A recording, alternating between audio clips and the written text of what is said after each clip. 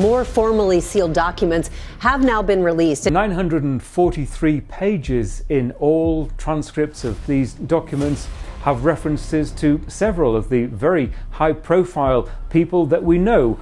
All of it centering around the trafficking operation orchestrated by Jeffrey Epstein and his co-conspirator Ghislaine Maxwell to recruit, abuse, and dozens of girls and young women. Sampai hari ini banyak banget orang yang percaya bahwa dia dibungkam. Karena jika dia bercerita atau mengakui perbuatannya, dia akan menyeret banyak sekali nama-nama besar.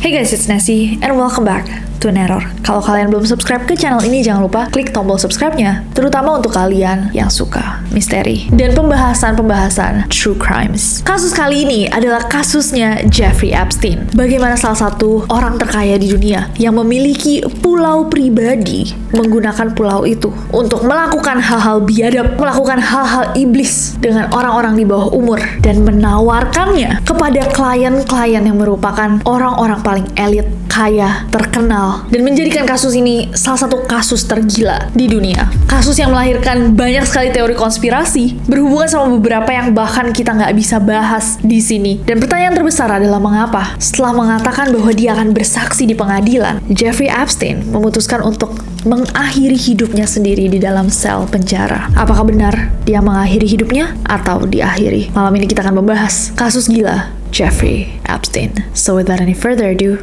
stop senyum-senyum, cause shit's about to go down. Neroris, kita mundur sedikit ke tahun 2005. Di tahun 2005 ada satu kasus yang besar banget ketika seseorang bernama Jeffrey Epstein itu ditangkap gara-gara dia mendapatkan tuduhan membayar seseorang yang usianya baru 14 tahun yang masuk ke golongan minor untuk kesenangan pribadinya dia. Nah, berita ini ramai banget karena Jeffrey Epstein ini ternyata adalah seorang miliarder kaya raya, seorang pengusaha yang bisa dibilang sukses banget, pemilik perusahaan manajemen keuangan Financial Trust Co. Jadi begitu kasusnya terjadi nih di tahun 2005 dan dia dapat tuduhan itu, ya kebayang lah segimana mengagetkannya berita ini untuk publik. Nah, nggak cuma di tahun 2005, setelah satu orang itu mengungkapkan bahwa dia itu pernah dibayar sama Jeffrey Epstein, muncul lagi cewek-cewek lainnya yang juga mengaku bahwa mereka terlibat dalam pelecehan serupa. Walaupun akhirnya di tahun 2008 Jeffrey itu cuman disalahkan atas satu tuduhan aja, kemudian divonis penjara selama 13 bulan. Nah, setelah bebas dari penjara, akhir di tahun 2015, beberapa korbannya Jeffrey itu menggugat Jeffrey. Nah, kali ini mereka gugatannya itu bukan cuman bahwa mereka kan ketika mereka masih minor, masih di bawah umur, tapi juga bahwa Jeffrey ini nggak cuman melahirkan mereka sendiri, tapi juga menjual anak-anak di bawah umur. Boleh nggak sih kita bahas tentang perdagangan seksual, tapi itu yang terjadi basically dalam kasusnya Jeffrey Epstein ini. Perdagangan seksual untuk anak di bawah umur. Salah seorang penggugatnya, Virginia Giuffre, itu ngaku bahwa dia baru berusia 17 tahun ketika Jeffrey dan juga partnernya, Ghislaine Maxwell, yang merupakan seorang wanita, itu membawa Virginia untuk bertemu dengan beberapa orang ternama, mulai dari orang-orang kaya raya, pengusaha, politisi, akademisi, hingga salah seorang anggota kerajaan. Bayangin guys, bayangin seramai apa kasus ini ketika Virginia ini cerita bahwa ternyata nggak cuma mengagetkan bahwa ada seorang miliarder yang melakukan ini, tapi ternyata teman-teman miliarder ini, orang-orang penting yang dia tahu juga terlibat. Merinding sumpah. Nah, Virginia nih juga berani banget guys, dia ngeluarin nama-nama besar dalam tuduhannya, yang tentunya semua orang yang disebut sama dia kayak enggak, mana buktinya? Gak ada yang ngaku. Jelas lah ya, kalau nama-nama besar orang-orang itu aja udah gila banget dalam kasus ini, kalian mesti tahu yang lebih gila lagi adalah Jeffrey ini memiliki satu pulau pribadi yang dipercaya menjadi pulau di mana dia mengajak tamu-tamunya untuk melakukan hal-hal dengan anak-anak di bawah umur. Aku kasihin kalian 5 detik untuk menelaah informasi barusan. Nah, karena kasusnya udah sebesar itu, akhirnya di tahun 2019 ditangkaplah Jeffrey ini, tapi dengan dakwaan kali ini perdagangan seksual yang melibatkan gadis di bawah umur. Pada saat Jeffrey ditangkap guys, itu ramai banget. Semua orang berspekulasi siapa aja nama-nama lainnya yang mungkin ada di list tamu-tamunya Jeffrey di pulau pribadinya, Little St. James. The fact that the name is Little St. James though, kenapa namanya begitu gitu? Dari semua nama, kenapa dia milih Little St. James? Nggak tahu deh. Kasus gila ini tidak gila cuma sampai di situ guys. Pada 10 Agustus tahun 2019, selagi menunggu persidangannya, Jeffrey Epstein mengakhiri nyawanya sendiri di penjara. Sampai hari ini, banyak banget orang yang percaya bahwa dia tidak melakukan itu. Dia tidak mengakhiri hidupnya sendiri, melainkan dibungkam. Karena jika dia bercerita atau mengakui perbuatannya, dia akan menyeret banyak sekali nama-nama besar.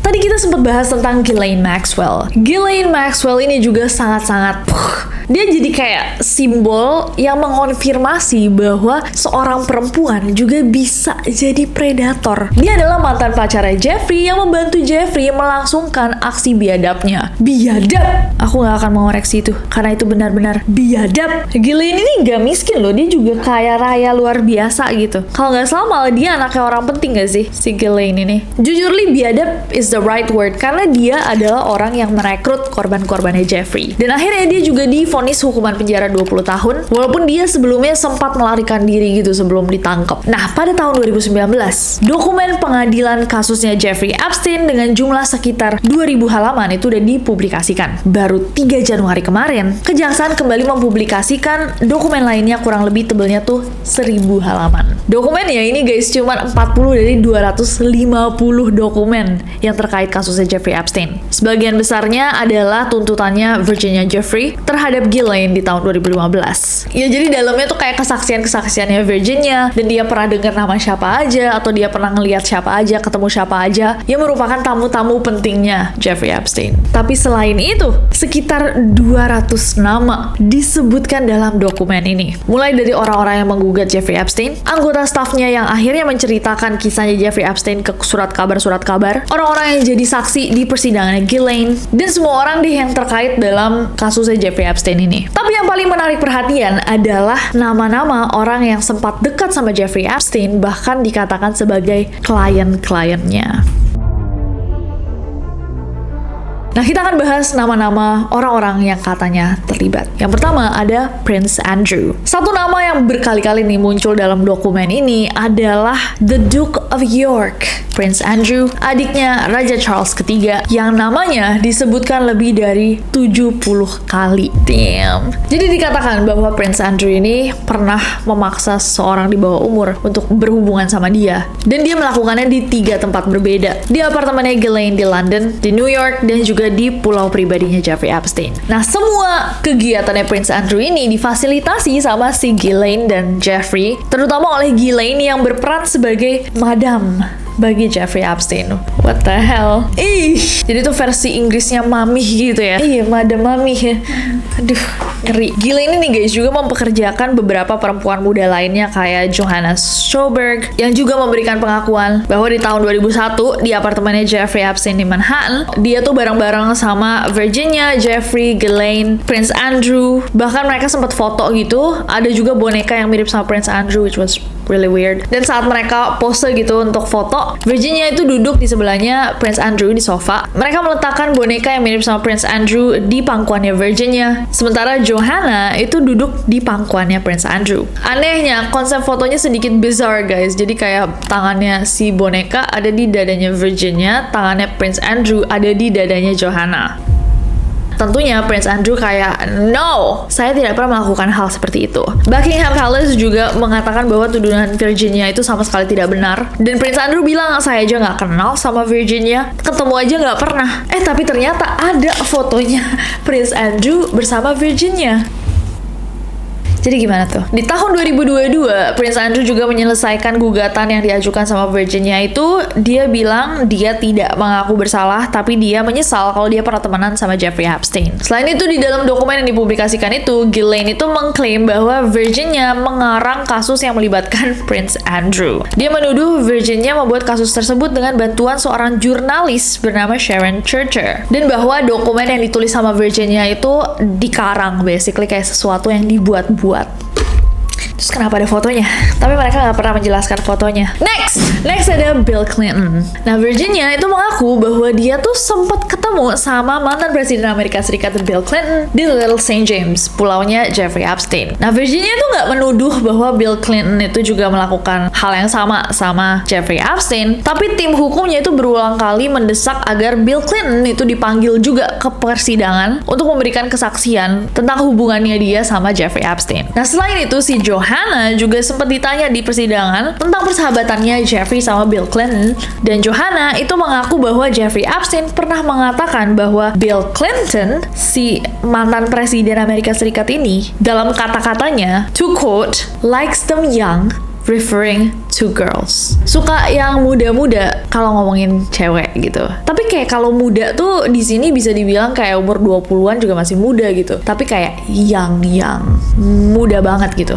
Kecil jatuhnya. Tahun 2019, juru bicaranya Bill Clinton itu sempat bilang bahwa si Bill Clinton pernah melakukan 4 penerbangan menggunakan pesawat pribadinya Jeffrey Epstein. Dia juga pernah mengunjungi townhouse miliknya Jeffrey di New York. Tapi katanya penerbangan itu nggak ada hubungannya nih sama aksi biadabnya Jeffrey Epstein, penjalan manusia, tapi malah berhubungan sama pekerjaan yang berhubungan sama Clinton Foundation. Bahkan dikatakan bahwa setiap perjalanan yang dilakukan bersama Jeffrey Epstein, Bill itu selalu ditemani oleh tim dinas rahasianya. Sang jubir juga mengatakan bahwa mereka juga nggak temenan, tau nggak sih, udah 1 dekade mereka nggak ngomong, dan Bill sama sekali nggak tahu apa yang dilakukan sama Jeffrey. Next, masih ngomongin mantan presiden Amerika Serikat, ada nama lainnya di dalam list itu yang lumayan mengguncangkan publik, Donald Trump. Jadi emang diketahui bahwa Donald Trump ini sama Jeffrey Epstein itu lumayan temenan, guys. Jadi ada foto-foto mereka dari zaman kapan gitu, pas mereka masih rada mudaan dikit, looking like they were having fun the time of their life. Dan ketika akhirnya Jeffrey Epstein kena kasus, nama pertama yang langsung orang-orang spekulasi adalah namanya Donald Trump. Bahkan di tahun 1992 ada footage mereka tuh kayak partying bareng gitu loh, pesta bareng. Jadi orang-orang kayak berspekulasi, oh they must be best friends.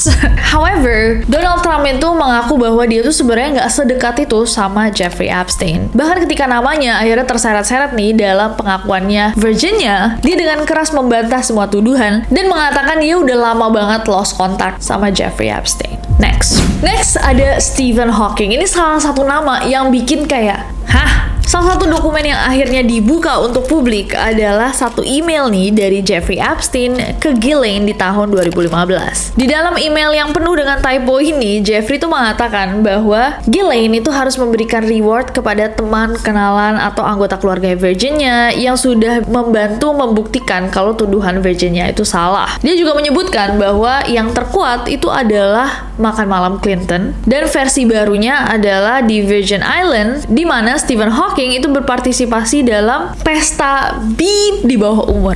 Nah, diketahui bahwa ternyata emang Jeffrey itu punya relasi, guys, sama Stephen Hawking. Jadi dia kenalan sama Stephen Hawking di tahun 2006, gak lama sebelum Jeffrey akhirnya didakwa atas tuduhan-tuduhannya. Nah, Stephen itu salah satu dari beberapa ilmuwan yang diundang ke konferensi tentang gravitasi di Hotel Ritz-Carlton di Pulau St. Thomas. Nah, dalam konferensi tersebut, Jeffrey yang juga ikutan itu juga ngajak beberapa ilmuwan, datang juga dong ke pulau saya, Little St. James. Tapi di tahun 2020, 2 tahun setelah Stephen Hawking meninggal, lewat akun Twitternya, Virginia itu mengatakan bahwa dia tidak pernah personally didagangkan ke Stephen Hawking. Tapi emang berarti Stephen Hawking mungkin pernah datang ke Little St. James.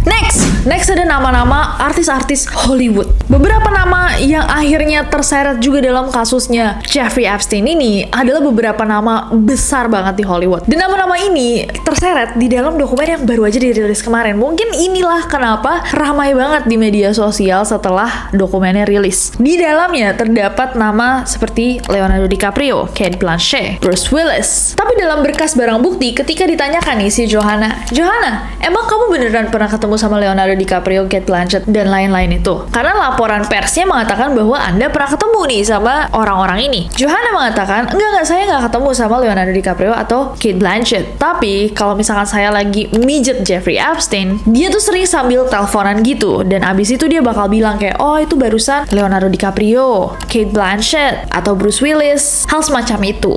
Gak cuma 3 nama itu guys, bahkan namanya Cameron Diaz itu juga ikut keseret. Walaupun si Johanna juga sekali lagi bilang kayak, enggak sih, saya nggak pernah lihat dia di Epstein Island atau Little St. James. Tapi si Jeffrey Epstein pernah ngomongin dia. However, Johanna juga bilang guys bahwa dia tuh sebenarnya sempat ketemu sama beberapa nama besar ini di rumahnya Jeffrey. Beberapa yang paling besar namanya adalah Michael Jackson dan pesulap David Copperfield. Next. Oke guys, dan yang terakhir ada Jean-Luc Brunel. Ini menarik banget. Jean-Luc Brunel ini adalah seorang agen model yang emang deket sama Jeffrey Epstein. Di tahun 2021, dia tuh ditangkap juga karena kan gadis di bawah umur. Bayangin kayak temennya nih udah ditangkap, rame banget satu dunia ngomongin dia punya pulau khusus untuk melakukan hal-hal biadab itu, dia masih bisa melakukannya. Aku gak akan pernah ngerti. Nah, atas tuduhan itu, Jean ini tentunya kayak menyangkal hal itu, mengaku tidak bersalah. Walaupun salah satu orang yang menuduh dia juga adalah si Virginia Giuffre. Tapi dia tetap ditangkap dong dengan tuduhan-tuduhan yang ternyata juga kebukti gitu sama Jeffrey Epstein. Saat dia menunggu persidangannya pada Februari tahun 2022, Jean sama-sama Jeffrey mengakhiri hidupnya sendiri di dalam penjara. Dia memang sudah tidak kuat, jadi dia mengakhiri hidupnya walaupun dia selalu bilang bahwa dia tidak bersalah, atau dia tahu banyak hal yang mestinya dia tidak tahu, atau dia tahu terlalu banyak yang berbahaya hingga dia lagi-lagi dibungkam. Gimana menurut kalian? Teroris. Coba komen di bawah. Apakah mungkin nama-nama yang terkait ini cuman kenal sama Jeffrey sebagai relasi aja, atau memang mereka juga sebagai klien? Atau jangan-jangan kayak nama-nama besar yang dikatakan sama Jeffrey itu bahkan bohongan gitu, kayak oh itu Leonardo DiCaprio, ternyata dia emang suka name dropping gitu. Kayak orang-orang kayak iya ya saya barusan salon sama Ashanti gitu. Padahal bukan. Iya kemarin waktu saya makan siangan tuh sebelahnya Raisa. Gak ada buktinya juga gitu. Mungkin dia salah satu tipe orang yang kayak gitu, sukanya name dropping. Tapi emang beberapa terbukti kan, kayak emang dia tahu orang-orang penting. Kasus Jeffrey Epstein ini masih kayak mind blowing banget. Juga berhubungan sebenarnya sama teori konspirasi adrenochrome yang pernah kita bahas, tapi gak bisa dinaikin video itu. Berkali-kali kita coba, selalu diturunin sama YouTube. Makanya kita tulis di Netherworld. Mana Netherworld-nya? Itu. Oh ya ampun, kenapa dia di bawah? Makanya kita sengaja juga, ini yang mendorong kita untuk menulis ini juga, karena kita bisa masukin hal-hal yang di take down terus di sini. Chapter 12. Chapter 12 ritual adrenochrome. Nanti aku tulis aja ya linknya di description box kalau misalnya kalian mau. Tapi pertanyaan terbesar adalah, apakah menurut kalian Jeffrey Epstein benar-benar menghabisi nyawanya sendiri atau dihabisi? Kalau memang dihabisi, kenapa? Komen di bawah. Dan komen di bawah juga apa yang seru kita bahas next time. Mungkin untuk di season baru, karena season yang kali ini sudah mau berakhir. Kabar mulainya season ini udah berpuluh-puluh tahun. Dan jangan lupa subscribe karena aku gak sabar untuk ketemu kalian lagi. Bye-bye Teroris.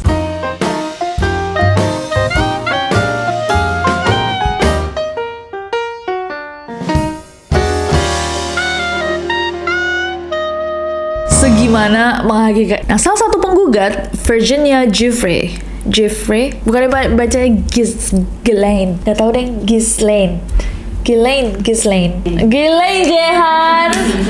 Saat Jeffrey Star, jijik banget, pesta persanggamaan.